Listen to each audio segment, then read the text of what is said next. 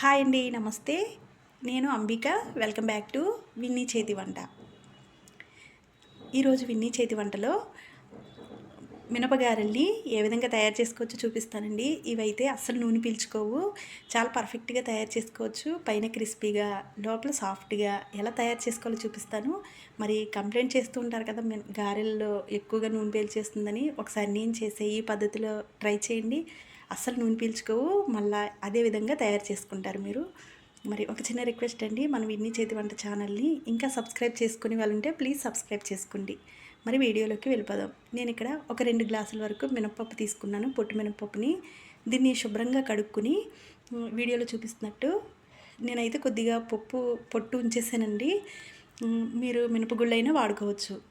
దీన్ని ఇలా కడుక్కున్న తర్వాత ఒక చిల్లు గిన్నెలు తీసుకుని దీనిలో మనం కడిగిన ఈ పప్పుని ఇలా వేసేసుకోవాలి. ఎందుకంటే అసలు నీళ్ళు లేకుండానే మనం పప్పు రుబ్బుకోవాలి. ఇలా ఒక 5 నిమిషాల పాటు ఇలా చిల్లు గిన్నెలో వేసి పక్కన పెట్టుకోవాలి.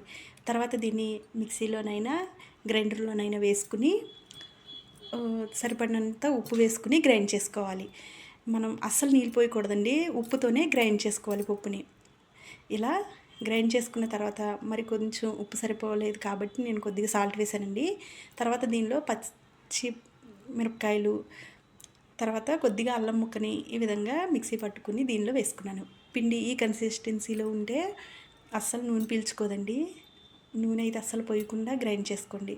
తర్వాత స్టవ్ మీద ఆయిల్ వేడి చేసుకుని డీప్ ఫ్రైకి సరిపడా మనం చేసుకున్న పిండిని ఈ విధంగా గారెల్లా చేసుకుని దీనిలో వేసుకోవాలి. వెంటనే తిప్పేయకుండా మరి ఒకసారి ఒకవైపు పూర్తిగా కాలిన తర్వాత మరోవైపుకి తిప్పుకోవాలి. ఇలా తిప్పుకున్న తర్వాత పూర్తిగా ఈ కలర్ వచ్చిన తర్వాత మనం ఒక్కొక్కటిగా గారెల్ని తీసేసుకోవాలి.